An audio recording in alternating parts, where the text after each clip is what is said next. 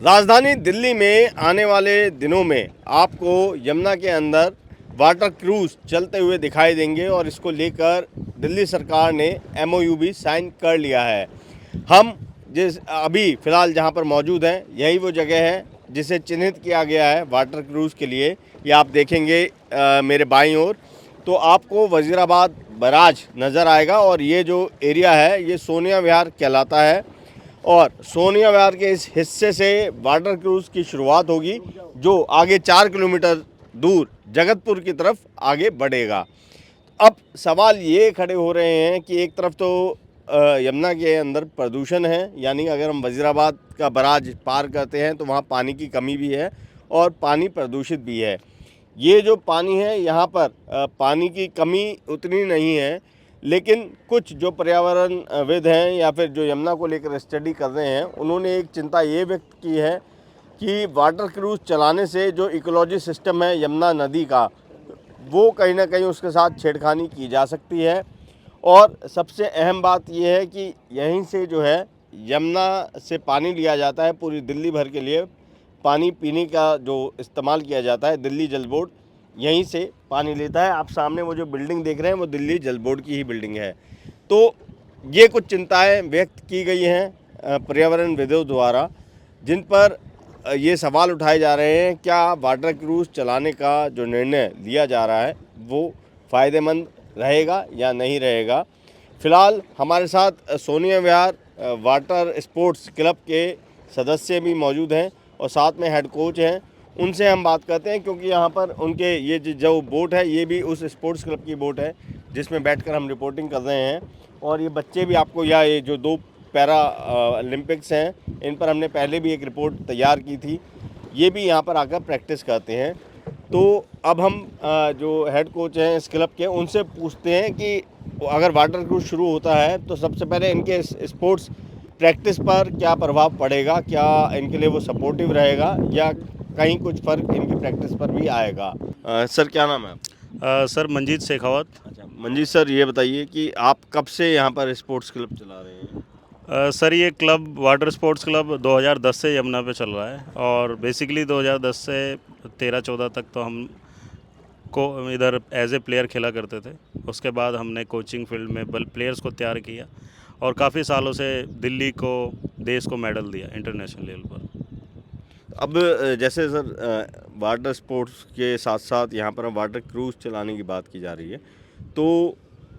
उससे आपके खिलाड़ियों की प्रैक्टिस को लेकर क्या प्रभाव हो सकता है और क्या अगर हम देखें जैसा जो परियोजना वो तैयार की जा रही है और उसको अमल में लाया जाएगा तो उससे क्या बेनिफिट रहेगा लोगों के लिए भी या फिर सरकार के लिए? देखिए सर, सोनिया विहार वाटर स्पोर्ट्स क्लब ये एक सोसाइटी है जिसमें तमाम वो लोग जुड़े हुए हैं जो यमुना मैया को अपनी माँ मानते हैं और बेसिकली जो स्पोर्ट्स को चाहते हैं, क्योंकि ये वाटर स्पोर्ट्स वाटर जो पानी का एक लवर गेम बोल सकते हैं, क्योंकि पानी होगा तो गेम होगा। तो ये जितने भी हम यहाँ खिलाड़ी तैयार कर रहे हैं ये सैनिक हैं यमुना के, जो कि यमुना को साफ़ रखने में, सुंदर रखने में इनकी अहम भूमिका है, क्योंकि प्लेयर्स इसको गंदा नहीं होने देते। जहाँ तक बात है दिल्ली सरकार की, तो कपिल मिश्रा जी ने और मनोज तिवारी जी ने पीछे लास्ट टाइम इस क्लब पे, क्योंकि ये इस क्लब के संरक्षक भी हैं और कपिल मिश्रा जी भी संरक्षक हैं, दोनों ने ही काफ़ी सपोर्ट किया। तिवारी जी ने पिछली बार 5 लाख रुपए देकर, सहायता देकर कुछ बोट्स मंगाई जो कि पैरा प्लेयर्स के लिए आई थी। तो मैं तो दोनों ही जो हमारे नेता हैं इस क्षेत्र के, दोनों का ही मैं धन्यवाद दूंगा जिन्होंने कि ये पानी यमुना के अंदर ये क्रूज़ चलाने की बात की है, क्योंकि इसके हमने टेक्निकल पॉइंट्स देखे हैं। जो क्रूज़ है वो, जो उसकी बोट है वो टेक्निकली वेव नहीं बनाएगी। पहले हमें ये लग रहा था कि वेव बनेगी तो हमारे प्लेयर्स को दिक्कत आएगी, तो जो क्रू के बारे में हमने पता करा तो ये वो क्रूज़ हैं जो विदाउट वेव बनाते हैं, जिनसे वेव नहीं बनेगी, जिससे हलचल नहीं होगी यमुना में। दूसरा एक प्लस पॉइंट ये है कि ये जो क्रूज़ हैं ये पेट्रोल से या ईंधन से नहीं चलेंगे, ये सोलर से चलेंगे, ये बैटरी से चलेंगे, तो इससे किसी भी तरीके का प्रदूषण नहीं होगा। और कपिल मिश्रा जी ने आज सुबह भी मैंने उनसे बात करी है, तो सर ने मेरे को बताया कि एलजी साहब से बात हुई है। क्लब को और अच्छा बनाने के लिए, क्लब को इंटरनेशनल लेवल पर और अच्छा बनाने के लिए दिल्ली टूरिज़्म इसमें हेल्प करेगी और जो क्रूज़ यहाँ से चलेंगे तो कुछ ना कुछ दिल्ली गवर्नमेंट जो है इस वाटर स्पोर्ट्स को बढ़ाने के लिए भी अच्छा करेगी सर। तो सर यहाँ पर आप जैसे यहाँ से जगतपुर की दूरी कितनी होगी? एक अप्रोक्सीमेट बताया गया है 4 किलोमीटर। जी। तो अगर हम क्रूज़ की बात करें तो वो 4 किलोमीटर का सफ़र कितना लंबा होगा और कितने लोग एक बार उस क्रूज़ पे आ पाएंगे? देखिए सर, मैंने ज़्यादा स्टडी तो करी नहीं है, लेकिन जहाँ तक मुझे पता है अराउंड 50% उसमें वन टाइम जा सकते हैं। और जो यहाँ से 3.5 किलोमीटर 4 किलोमीटर का एक पैच रहेगा, आना जाना 7 साढ़े 7 8 किलोमीटर पड़ेगा। उसमें जो लोगों को यमुना की सुंदरता देखने को मिलेगी, और क्योंकि ये पानी यहाँ पर साफ़ भी है और अच्छा भी है, तो इसका एक जो यूज़ दिल्ली सरकार और दिल्ली के लोग भी कर पाएंगे। जी। तो अब यहाँ पर परियोजना लगभग अपने फाइनल मोड पर ही है, क्योंकि एमओयू साइन हो चुका है और अलग अलग विभागों को जो है दिल्ली सरकार द्वारा जिम्मेदारी भी दी गई है। और अभी मैं आपको उस जगह पे भी लेके जाऊंगा जहाँ पर उस पूरे जो क्रूज़ है उसके लिए जो इंफ्रास्ट्रक्चर तैयार किया जाएगा वो उस छोर पे है जहाँ पे आपको तिरंगा नज़र आ रहा है। वहीं पर जो है वो सारा इंफ्रास्ट्रक्चर भी सेटअप किया जाएगा। तो देखना यही है कि जो क्रूज़ चलाने की बात हो रही है वो वाकई में दिल्ली वालों के लिए भी फ़ायदेमंद रहता है नहीं, या फिर जो पर्यावरणविदों ने जो चिंता व्यक्त की है यमुना के इकोलॉजी सिस्टम को लेकर, वो चिंता कितनी जायज़ होती है उसको लेकर भी एक अभी काफ़ी बड़े सवाल हैं। क्योंकि उनका ये कहना है कि क्रूज़ के लिए एक पर्याप्त गहराई होनी चाहिए और पर्याप्त पानी होना चाहिए, और अगर वो दोनों ही चीज़ के लिए अगर यमुना के साथ कोई छेड़छाड़ की जाती है तो उससे यमुना को एक नुकसान ही पहुंचने वाला है। दिल्ली सरकार ने इंडियन वाटरवेज अथॉरिटी, दिल्ली जल बोर्ड, दिल्ली ट्रांसपोर्ट कॉरपोरेशन और Delhi flood and irrigation department, इनके साथ में एक क्रूज टूरिज्म को बढ़ावा देने के लिए एक एमओयू साइन किया है, जिसमें यमुना नदी के 4 किलोमीटर के स्ट्रेच पे सोनिया विहार से जगतपुर, जो कि वजीराबाद बराज के पास में है, उस पर नदी पर रिवर क्रूज टूरिज्म चलाने की बात की गई है। जिस हिस्से पर ये रिवर क्रूज टूरिज्म आ रहा है वो वजीराबाद के पास में है, तो जो एक एडिक्वेट वाटर लेवल जो हमें चाहिए होता है नाव को चलाने के लिए, इस तरीके के क्रूजों चलाने के लिए, वो यहाँ पर पर्याप्त ज़्यादातर दिनों में होता है। हालांकि क्योंकि ये बराज के पास में है तो इसका जो वाटर लेवल है वो ऊपर नीचे होता रहता है, उसको ध्यान में रखने की ज़रूरत है। साथ ही में क्योंकि ये एक ऐसे स्ट्रेच पर रिवर क्रूज आ रहा है जहाँ पे नदी रिलेटिवली क्लीन है, यमुना नदी रिलेटिवली क्लीन है, क्योंकि इसके बाद में नजफगढ़ ड्रेन जो है वो यमुना नदी के साथ आके मिलता है। तो एक तरीके से ये जो एक इमेजिनेशन है क्लीन यमुना की, उसको भी आगे लाने में ये मददगार साबित हो सकता है। साथ में जो Indian waterways authority of India, जो मिनिस्ट्री ऑफ शिपिंग के अंदर है और जिनका मैंडेट है नेशनल वाटरवेज, यमुना एक नेशनल वाटरवे है 2016 से, राष्ट्रीय जलमार्गों को जो एक तरीके से बढ़ावा देने का जो मैंडेट है वो Indian waterways authority of India का इस प्रोजेक्ट के थ्रू वो भी पूरा होता है।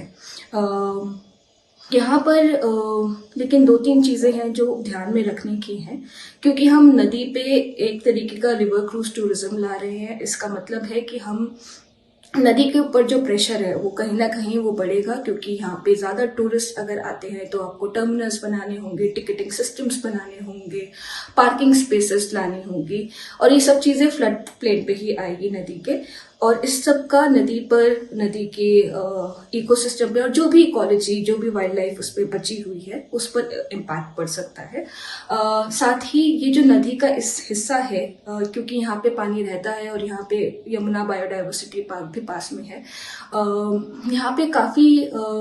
तरीके के समुदाय हैं जिनका आजीविका इस जगह से जुड़ा हुआ है, तो उनके बारे में भी सोचने की ज़रूरत है। जो यहाँ पे नदी पे जो फार्मिंग करते हैं, फार्मर्स हो गए, जो यहाँ पे थोड़े बहुत फिशरमैन हैं, उनके बारे में भी सोचने की ज़रूरत है। जब ये 2015 से 2025 तक जो हम वाटर टैक्सी के बारे में सुनते आए हैं वो एनजीटी में भी डिस्कस हुआ था, और कुछ महीने पहले जब ये एनजीटी में डिस्कस हुआ तो वहाँ पे ये सामने आया कि अल्ट्राटेक करके एक फर्म है जिसने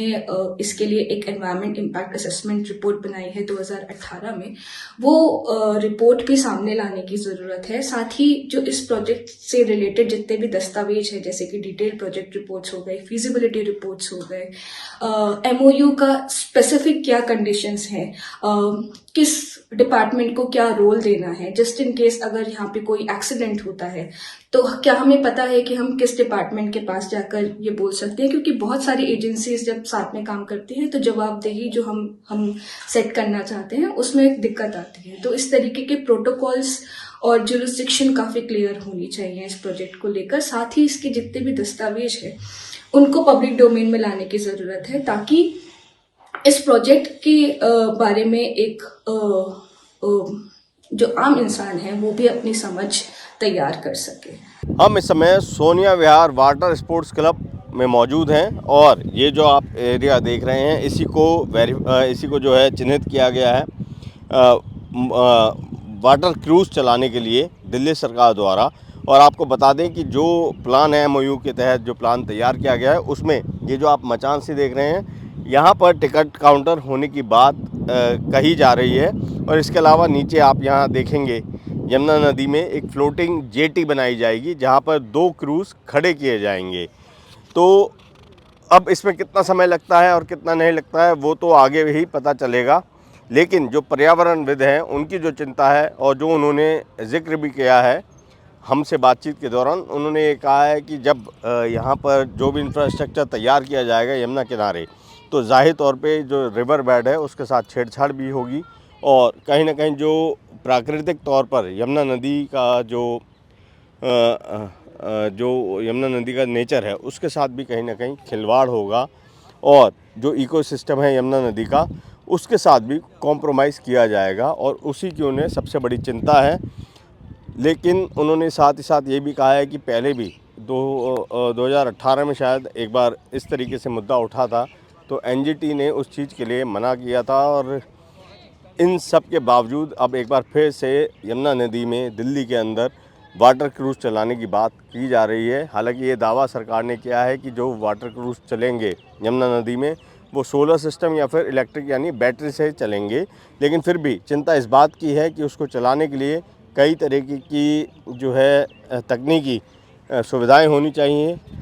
और यमुना नदी के अंदर पानी और उसकी गहराई भी व्यापक होनी चाहिए। अगर ऐसा नहीं होता है तो यानी कि फिर उसके लिए यमुना नदी के इकोसिस्टम को छेड़ा जाएगा, जो बहुत ही ज़्यादा चिंताजनक है, ख़ास तौर पर दिल्ली के विषय में, क्योंकि दिल्ली में यमुना नदी की स्थिति पहले से ही बद से बदतर है और ऐसे में अगर उसके इकोसिस्टम को छेड़ा जाएगा तो कहीं ना कहीं वो और ज़्यादा नुकसानदायक होगा। तो अब देखना यही है कि ये जो वाटर क्रूज़ का ऐलान किया गया है इसको किस तरीके से इम्प्लीमेंट किया जाता है या फिर एनजीटी आगे इसमें क्या कोई कदम उठाता है। ये जो अभी प्लान किया गया है ये इम्प्लीमेंट हो पाता है या नहीं हो पाता है, और अगर इम्प्लीमेंट होता है तो उससे वाकई में दिल्ली और दिल्ली वालों को फ़ायदा होगा या फिर वो सिर्फ एक शोबाजी का एक हिस्सा बनकर रह जाएगा। कैमरा पर्सन तपन मित्रा के साथ अभिषेक रावत, फेडरल देश के लिए।